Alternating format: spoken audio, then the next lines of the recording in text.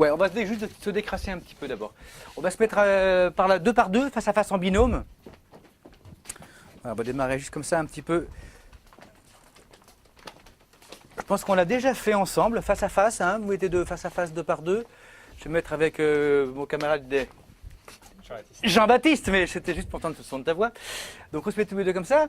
On n'est pas obligé d'être. On se tient la main par contre là maintenant. On a déjà fait ça? Non. Never? Ah, génial. Ah, j'en ai un autre. C'est très simple, c'est qu'on est sur une petite passerelle. Par contre, nos pieds ne bougent plus. Hein. On accepte le deal. Et le but, on a déjà fait, voilà le but, c'est de sortir de ce déséquilibré de la chose, juste pour réveiller un petit peu le corps, sans forcer, voilà. Qu'est-ce que c'est donc l'improvisation? C'est quoi en fait? Donc c'est effectivement partir sans auteur, sans metteur en scène, sans décor, on part un peu seul.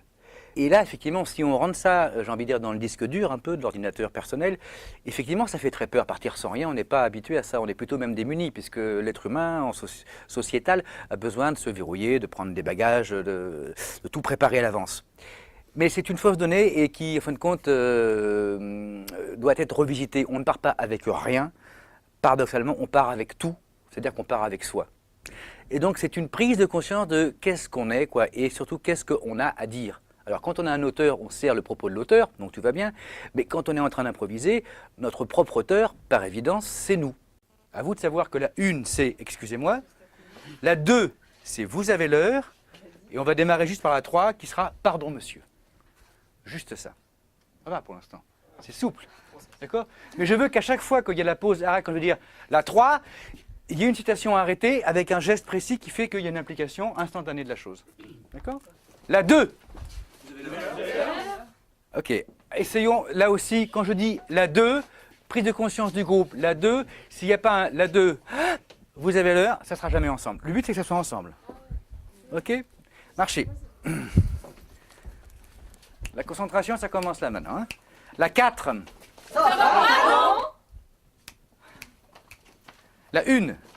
Excusez-moi. On est confronté cruellement à la parole, mais à la parole qui a du sens. Donc c'est surtout ça qui déstabilise l'improvisateur débutant.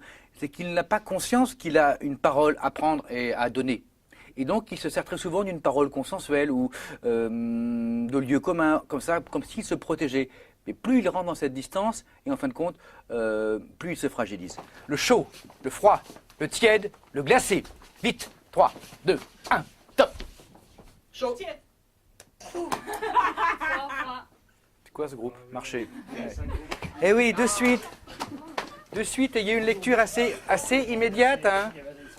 Écoutez les prises de parole, hein, tout ça. C'est hyper important. Hein. Quand quelqu'un vous parle, il faut se laisser recevoir l'information et la passer par son propre filtre. C'est, j'ai envie de dire un peu schématiquement au début, bonus ou malus. Et là, on prend position. Dès qu'on n'émet pas de choix, dès qu'on ne laisse pas les informations résonner en nous ou faire écho, on n'a pas d'avis à donner. Ça veut dire qu'on est neutre, quoi. Et je ne pense pas qu'un être humain soit neutre. Et un comédien ne doit pas être neutre. Donc voilà, c'est un petit peu donc retrouver un petit peu une sorte de, je veux dire, de gamme, d'échauffement, comme en danse, comme dans n'importe quel sport, et auquel on n'est plus habitué, et pourtant qu'on savait faire tout petit.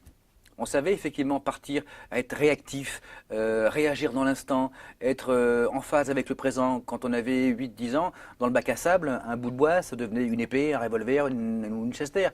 10 ans plus tard, c'est redevenu un bout de bois. Donc il ne faut pas oublier que l'état de jeu d'acteur propose de continuer cette permissivité de plaisir, de jeu, de transgression. Et l'état d'adulte, pour certains, a fait oublier tout ça.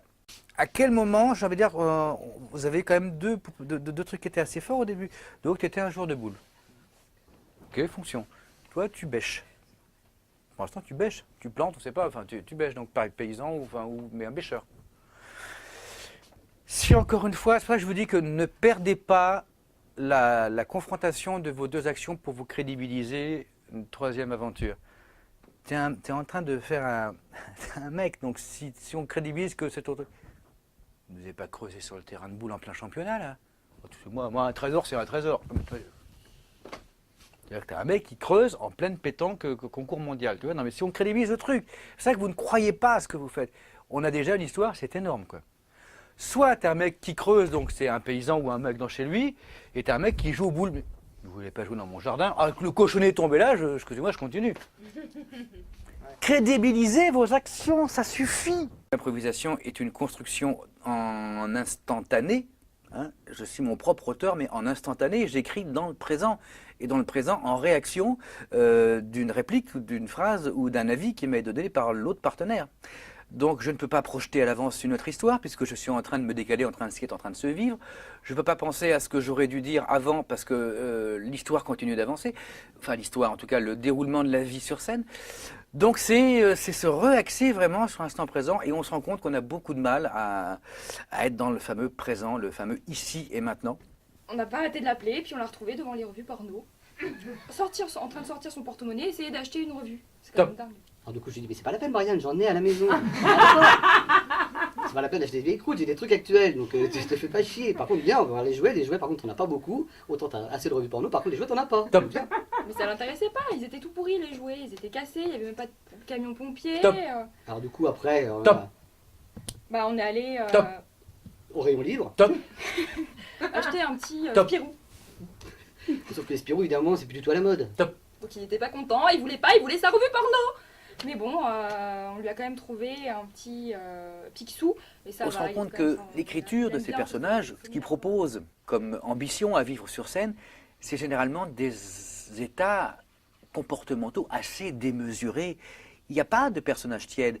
Celui qui aime, aime jusqu'à la mort. Celui qui est jaloux, aime jusqu'à la mort. Celui qui est déçu, celui qui veut hériter, ça va très très loin.